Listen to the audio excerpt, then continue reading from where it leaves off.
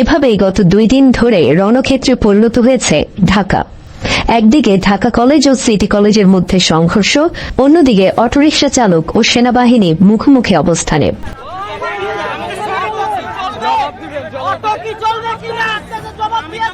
17 November Hizb ut Tahrir সূরা সদস্য ও doctor Mohammad ইউনূসের উপদেষ্টা এবং মাস্টারমাইন্ড খ্যাত মাহফুজ আলম ফেসবুকে স্ট্যাটাস দিয়ে জানিয়েছিল একটি গৃহযুদ্ধের জন্য তারা প্রস্তুত। তার কয়েকদিন পর থেকে ঢাকা রণক্ষেত্রে পরিণত হয়েছে। হামলা করা হচ্ছে সেনাবাহিনীকেও। শুধু তাই নয়, সেনা সদস্যদের লক্ষ্য করে গুলিও ছুটছে ছাত্ররা। কোথায় পাচ্ছে ছাত্ররা এসব মরণাস্ত্র? সে প্রশ্ন এখন সবার। এরই পাশাপাশি রাস্তায় নেমে এসেছে অটোরিকশা চালকরা। আজ রণক্ষেত্রে রূপ নেয় মহাখালী ও খিলগাঁও এলাকা।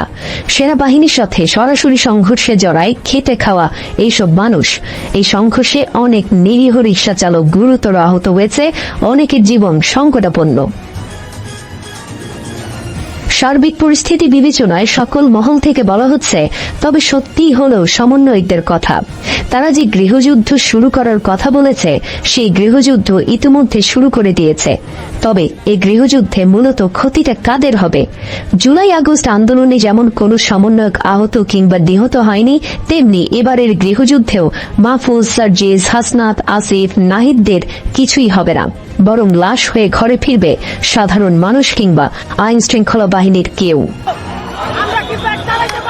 আর ক্ষমতার মসনদে বসে ইউনূস তার কর মওকুফ করবেন।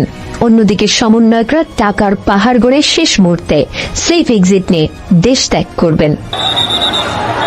Desk report, বিবাংলা.net।